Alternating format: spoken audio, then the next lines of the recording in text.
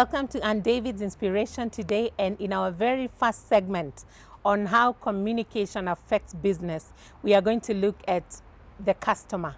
Many times people have taken the customer as an automatic person that should work in your business because you're selling product A. And sometimes we treat customers or we take them for granted. But I want to say today that the success or failure of your business could be highly dependent on how you treat your customers. So our first nugget when it comes to communication is treat your customers well.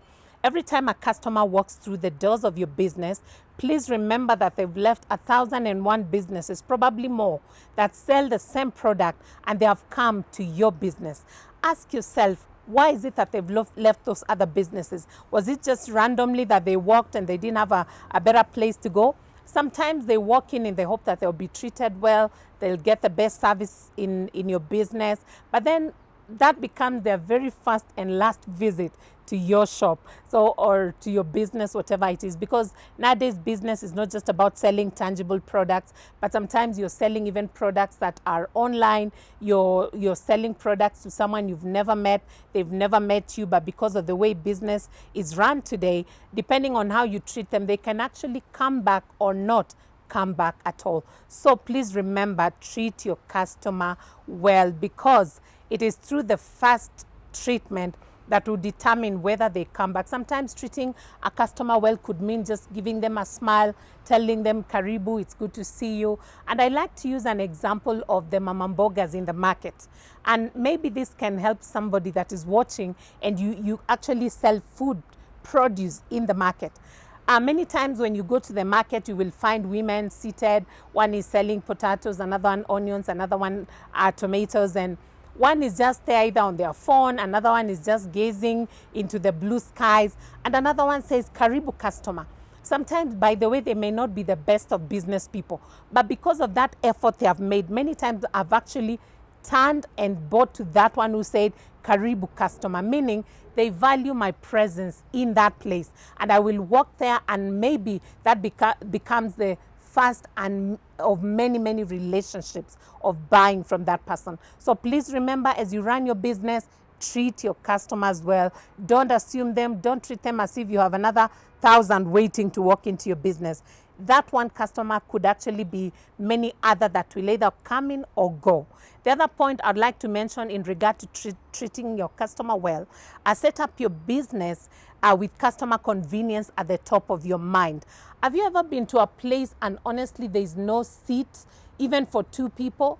I mean, to just sit, maybe after shopping, you sometimes want to take a seat, not because you don't have anything better to do, but there are places you go and there's a couch for the customer. Why? Because maybe these people are thinking one day a pregnant woman could walk in and they can't stand for too long. A customer may walk in, they are not feeling well. So many times our business areas are set up in such a way that it's like you're telling people, please do what you want to do here quickly and go on your way. So I think we should set up our business areas having the comfort of the customer at the top of our minds. Of course, we know in the era of joblessness, there are many idlers, and somebody may come there just to pass time, to waste time, or to just check out your business with an evil plan in future. But I think we should not live, suspecting everybody. We should live knowing that if a customer is comfortable, they will come back again. Until recently, most of our shopping malls did not have benches or seats where people can sit. But today, I'm happy to see our malls have places where after someone has shopped, they are tired, they can take a break, sit there, and then wake up and go home. So as we wind up on this point, just remember that the comfort of your customers should be key, because these customers are bringing you business. They are not there to inconvenience you. You're not even sure of the next customer, but the moment you make it comfortable for your customer, they will come back again. There are places I've seen where they're really smart, and they have a place for small babies. So if a mother goes shopping with her baby, they actually have not a small baby, but I'm talking of these kids that can be told, sit there, do this, So if a mother thinks, if I go shopping, who will take care of my baby?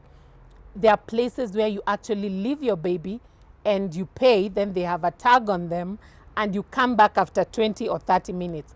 I know this sounds like, yeah, do you live in Africa? Yes, I do. I live in Nairobi. But I know there are people that have thought outside the box.